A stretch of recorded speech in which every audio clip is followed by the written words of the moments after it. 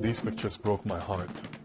Like thousands of Sudanese diaspora, I've been watching in horror as the footage from Khartoum paints a picture of terror and violence. I'm Mohanad Hashim. I'm a Sudanese journalist at the BBC. In April, I went home to witness the birth of a new era. Hundreds of thousands of Sudanese were on the streets of Khartoum rejoicing at the removal of President Omar al-Bashir. My emotions then couldn't be more opposite to how they are now. This is the former long-time dictator Omar al-Bashir. His rule was characterized by political oppression, economic depression, and war. Bashir was eventually overthrown through a peaceful sit-in earlier this year, and people took to the streets in days of celebration.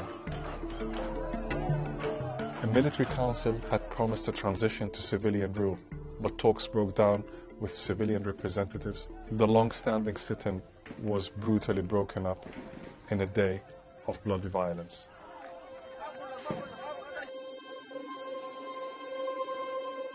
Well, you have the protesters, literally millions of Sudanese who occupied the streets for months. Their main representative body is the SPA, the Sudanese Professionals Association.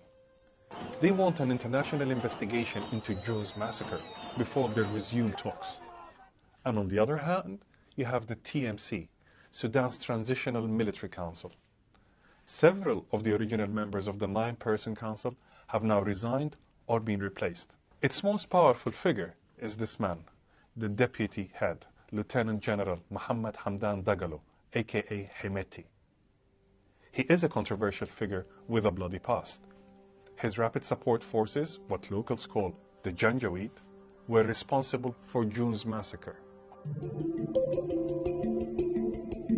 Most African and Western countries have backed the protesters. This man, Ethiopian Prime Minister Abiy Ahmed, flew to Sudan to try and broker a new agreement between the two sides. The United States has also weighed in and sent an envoy to Khartoum. Saudi Arabia too has urged for further discussion, but stopped short of condemning the military violence, perhaps fearing the protests could inspire similar events on its own soil. But now, many Sudanese protesters are taking to social media to express their fears about further brutal clampdowns. There is a very real fear that this could become very bad very quickly. For my beloved homeland, that is something that fills my heart with dread.